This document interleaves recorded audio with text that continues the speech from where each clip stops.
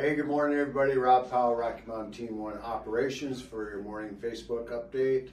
I'll start here with the Morrill Fire. No issues there. Containment is holding. We still have folks, some overhead folks, keeping an eye on anything in case anything pops up. But we've had no issues up there for several days. So Morrill's looking really well. Moving over to, let's go to Cottonwood. Cottonwood's still 98% contained.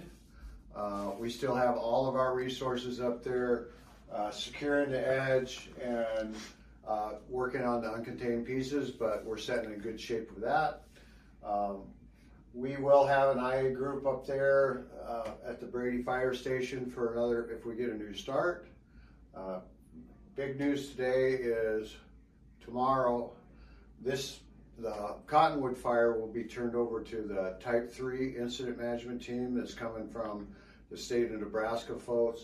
They'll be taking command of that fire tomorrow evening at 1800, 6 p.m. So we're in good shape on that. We feel like we're still getting some reports of some interior heat that's popping up, and we're responding to those and assisting those folks wherever it's needed. So that will continue. So the big news is yesterday I told you about the 2 new starts that we mobilized on night before last. Yeah, night before last. Basically the Ashby fire up here up by Ashby, Nebraska, started from that night about midnight, and also the minor fire. So this one here is about 33,000 acres, and I think the minor is about 15,000 acres. So we mobilized our task forces late that night.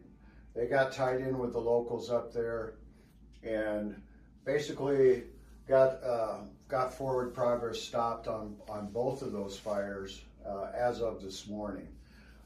Today, our folks are going to be up there securing those edges from where it kind of bumped into the Morrill Fire, and then also here on the minor fire, we did have a little bit of fire activity last night that kind of advanced more to the south and west.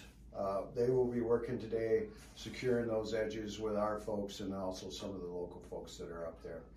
The night, we'll have coverage at night with the local folks and an operations guy from the fire departments up there.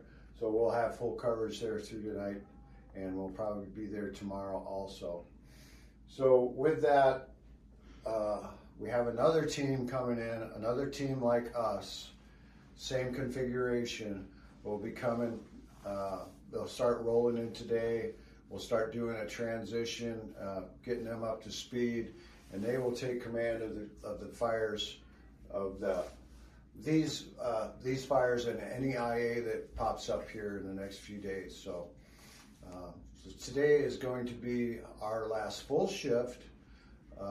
Tomorrow we'll transition with the new teams at 1800.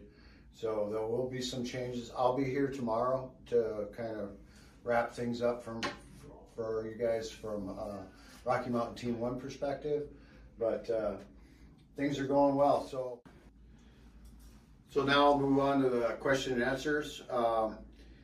What first question is, can you please explain about the rate of spread? So rate of spread is how fast a fire travels across the landscape, okay?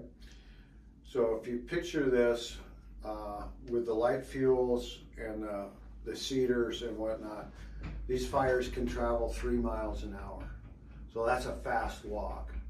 So when you're thinking about that, it doesn't seem very fast, but realize if you got a 20,000 acre fire and it's moving 3 miles an hour, that's a lot of landscape that's chewing up. So the fires that we've been responding to are already well established and moving very quickly.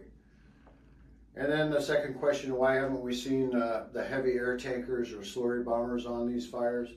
So what we've been using is our single engine air tankers that are more maneuverable, more precise.